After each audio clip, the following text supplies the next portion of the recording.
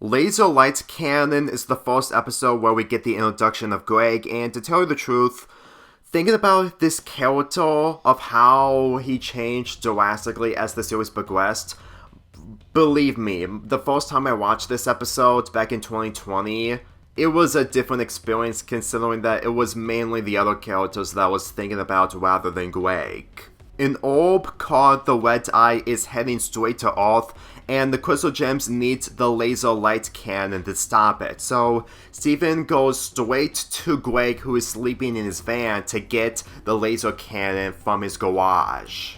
For me personally, Greg's character in this episode, where he gets development later on, the more I realize is that he isn't really neglectful, considering that his life just isn't the same as everyone else's.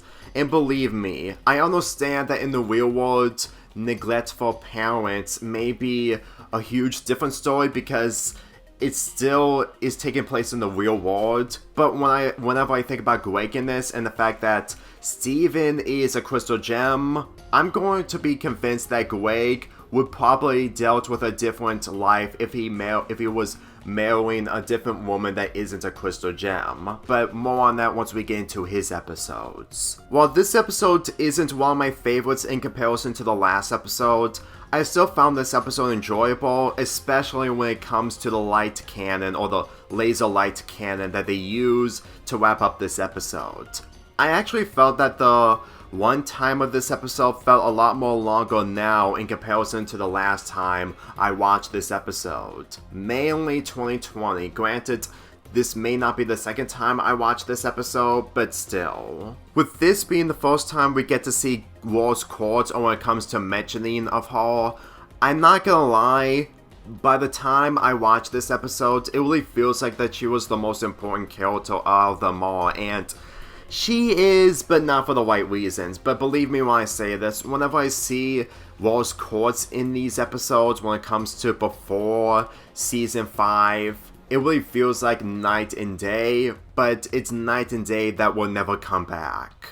But to tell you the truth, thinking about Greg in this episode, of how he went through so much to take care of Steven, and he spent most of his time in his van by sleeping in it, believe me, I wonder what it would have been like if he slept in the house while Steven sleeps in, since that the crystal gems are mainly his mother figures.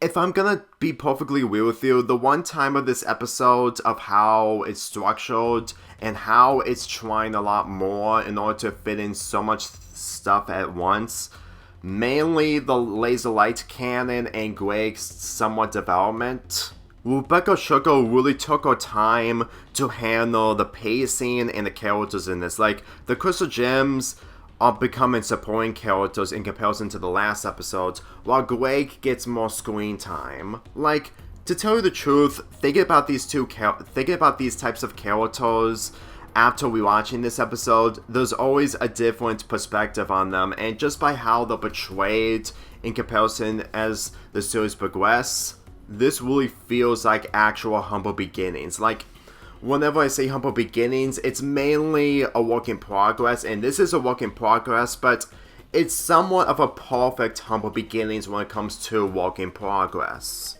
Trust me, this episode wasn't the same when I first watched it nearly 4 years ago, and for how I've watched it now and making my review of it now, it made me believe that there was a lot more going on after watching the entire series, but I've been repeating that multiple times, so let's get into the climax. When Steven and Greg managed to get the laser light cannon to where the crystal gems are at, they tried to get Steven's gem to work, but nothing happened. But Steven expressed, if every pork chopped were perfect, we wouldn't have hot dogs. It activates the laser cannon. With the blast from the laser light cannon, it stopped the Red Eye from crashing into Earth. And the episode ends with Greg just trying to get his van back after the water lured the van into the ocean. I'm gonna be totally real with you, this is the type of moments that I really expected from Steven Universe, and it got me hooked. mainly the blast from the laser light cannon. I didn't mention this in my last review, but I gotta say the music and the animation is just amazing, to the point that after rewatching it, even though it doesn't compare to the current animation of Steven Universe as it progresses, it made me appreciate that there was a lot more admission and creativity behind it. Believe me, this is one of the reasons onto why I remember Steven Universe the most when it comes to animation and music. Whenever I think about this, it just gave me the impression that Steven Universe's saving grace is the music and the animation, for the most part. I have to say for a fact that as the series progressed, mainly this marathon, it's only going to get a lot more better, and there's another Steven Universe review today, and it's waiting right in front of you. I'm giving this episode a 7 out of 10.